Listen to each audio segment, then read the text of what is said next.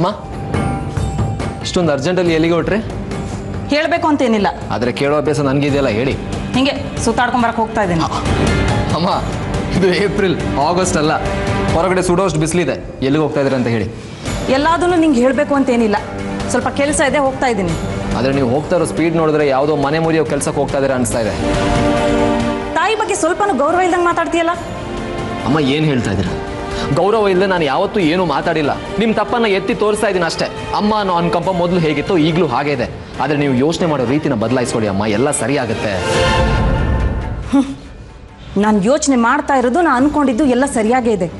ನಾನು ಏನೇ ಮಾಡಿದ್ರು ನನ್ನ ಮಕ್ಕಳಿಗೆ, ನನ್ನ ಸಂಸಾರಕ್ಕೆ ಒಳ್ಳೇದಾಗಲಿ ಅನ್ನೋ ಉದ್ದೇಶದಿಂದ ಮಾಡ್ತಾ ಇದ್ದೀನಿ. ಅಮ್ಮ ಆದರೆ ನ್ಯಾಯದ ದಾರಿ ಬಿಟ್ಟು ಹೋಗ್ಬಾರ್ದಲ್ವಾ? ರಾಧಿಕಾ ಹೋಗ್ತಿರೋ ದಾರಿ ನ್ಯಾಯವಾಗಿದೆಯಾ? ಅವಳ ಮಾತು, ಅವಳ ನಡೆ ನುಡಿ ಎಲ್ಲ ದೇವ್ರ ಮೆಚ್ಚುವಂಥದ್ದು. ನೋಡೋಕ್ಕೆ ಮುಗ್ದೆ ಥರ ಇದ್ದಾಳೆ ಅಷ್ಟೇ, ಆದರೆ ಮಾಡೋ ಕೆಲಸ ಎಲ್ಲ ಬೆಂಕಿ ಹಚ್ಚುವಂಥದ್ದು. ಅವಳು ನನ್ನ ಮಗಳ ಜೀವನದಲ್ಲಿ ಬೆಂಕಿ ಹಚ್ಚಿದ್ದಾಳೆ.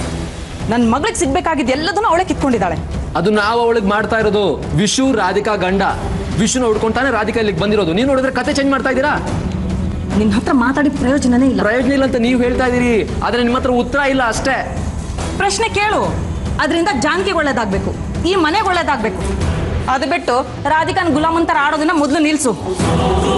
ನೋಡು ಶೀಲಂ, ಕೃಷ್ಣನೇ ವಿಶ್ವ ಅನ್ನೋ ವಿಚಾರ ಯಾರ ಮುಂದನೂ ಹೇಳಬಾರ್ದು. ಒಂದು ವೇಳೆ ಹಂಗೇನಾದರೂ ಹೇಳಿದಿ ಅಂದರೆ ನಾನು ನೇಣು ಹಾಕೋಬೇಕಾಗತ್ತೆ. ಹುಷಾರಾಗಿರು, ನೆನಪಲ್ಲಿಟ್ಕೋ.